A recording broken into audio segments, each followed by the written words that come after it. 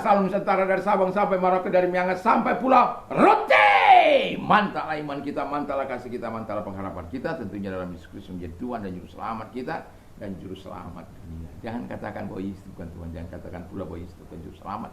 Dia adalah Tuhan, Dia adalah Juru Selamat. Kalau engkau percaya, engkau diselamatkan. Kalau tidak percaya, engkau akan dihukum. Yohanes 3 ayat 36, Yohanes 14 ayat 6, Akulah jalan dan kebenaran dan hidup, tiada seorang sampai kepada Allah kalau tidak melalui aku.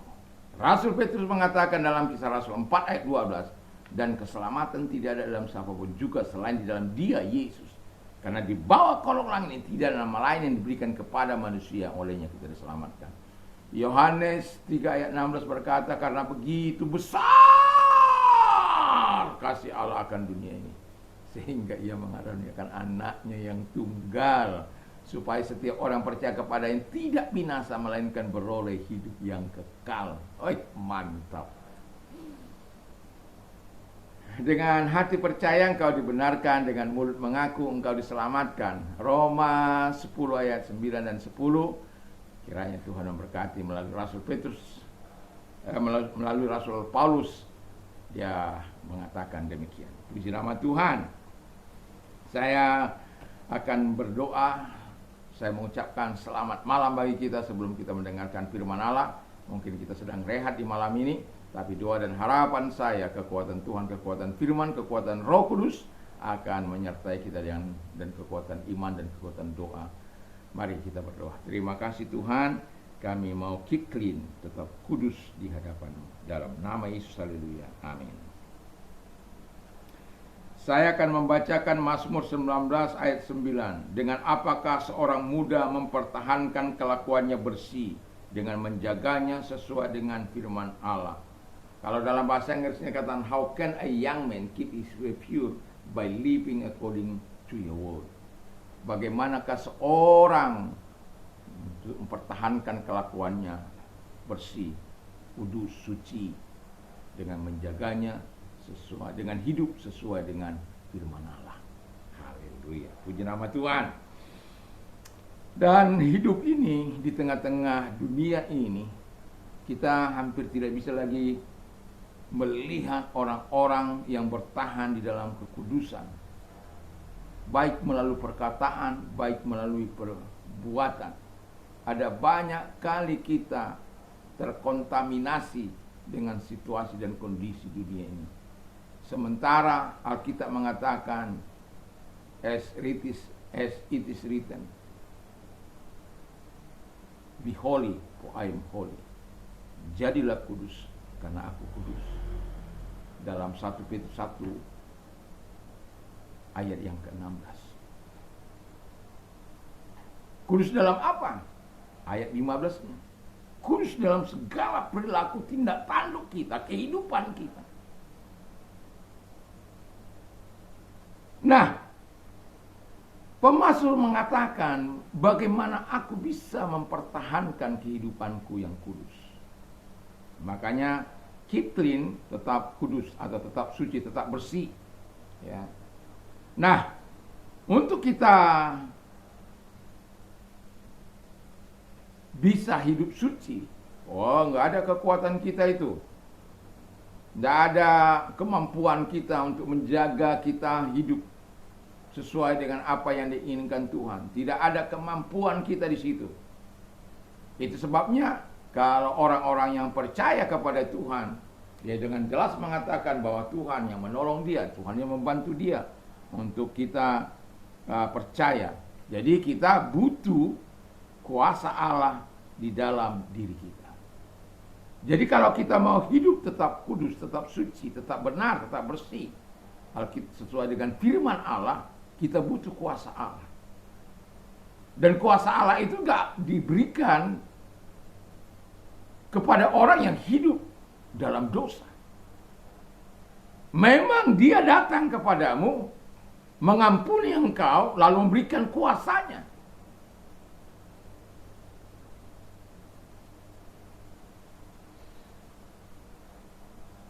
Dengan kuasa itu, kita bisa hidup seturut dengan apa yang Tuhan mau. kita butuh kuasa Allah. Kita butuh kuasa Allah dalam diri kita untuk membersihkan kita, memberikan kemampuan sebagaimana kita berjalan. Karena jangan lupa bahwa dunia ini berada dalam genggaman si jahat. Dunia ini berada dalam genggaman si jahat. Cuma si jahat tidak bisa menjamah engkau kalau engkau percaya kepada Yesus.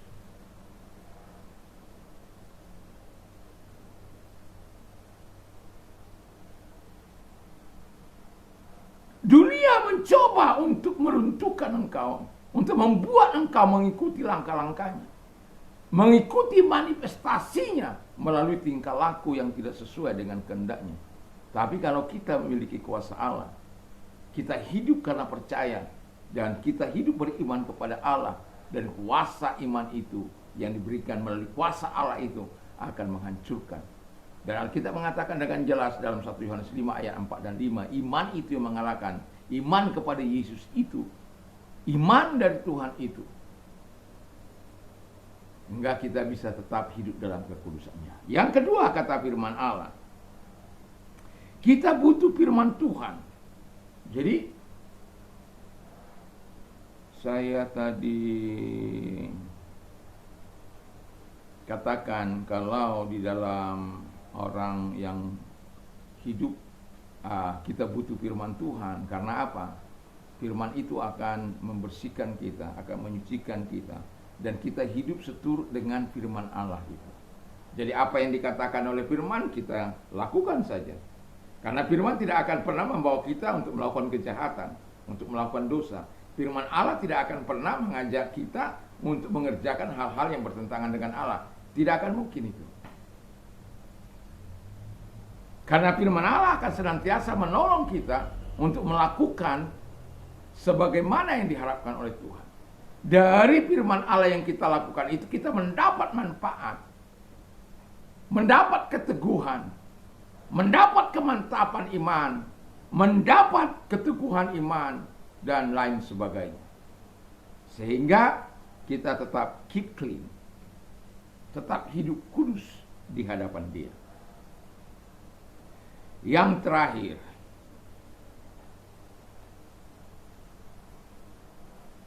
kita tidak bisa hidup kudus dengan kekuatan kita, tadi saya sudah katakan. Makanya kita butuh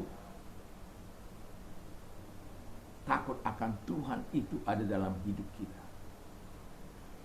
Saya baca dulu dalam Ulangan 19 ayat Ulangan 19 ayat yang 19-20. Ini kadangkala sering diabaikan oleh orang-orang percaya. Maka kamu harus memperlakukan sebagaimana ia bermaksud memperlakukan 17 ayat 19-20. Saya yang salah paham. Itulah yang harus ada di sampingnya, dan haruslah ia membacanya seumur hidupnya, untuk belajar takut akan Tuhan Allahnya, dengan berpegang pada segala isi hukum dan ketetapan ini untuk dilakukannya. Supaya jangan ia tinggi hati terhadap saudara-saudaranya, supaya jangan ia menyimpang dari perintah itu ke kanan atau ke kiri, agar lama ia memerintah dan anak-anaknya di tengah-tengah orang Israel. Jadi kalau orang-orang yang dipilih oleh Tuhan itu, apalagi sebagai seorang pemimpin, dia tidak boleh tidak membaca Alkitab atau firman Allah atau Taurat Tuhan itu sepanjang umur hidup. Jadi kalau kita lihat orang Israel itu menjadi luar biasa, karena mereka memang selalu diajar kebenaran firman Allah. Di mana saja di jalan mereka diajar firman Allah. Waktu mau tidur diajar firman Allah, waktu bangun diajar firman Allah. Di dinding rumah mereka selalu ada firman Allah. Di dalam loh hati mereka simpan firman Allah. Kan ketika firman Allah, kekuatan firman bercampur dengan antara otak kiri dan otak kanan, terjadi improvisasi yang sangat luar biasa. Terjadilah YouTube, terjadilah Facebook, terjadilah Instagram, dan lain sebagainya. Terjadilah penemuan-penemuan yang lain.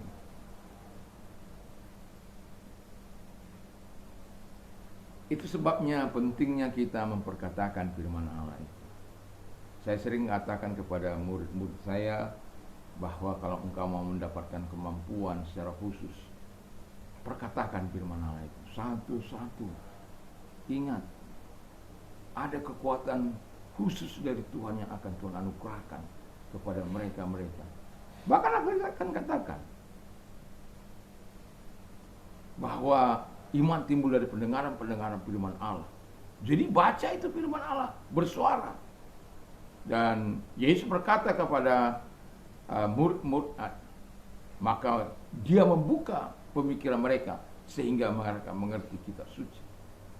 Jadi kalau nggak dibuka pemikiran kita.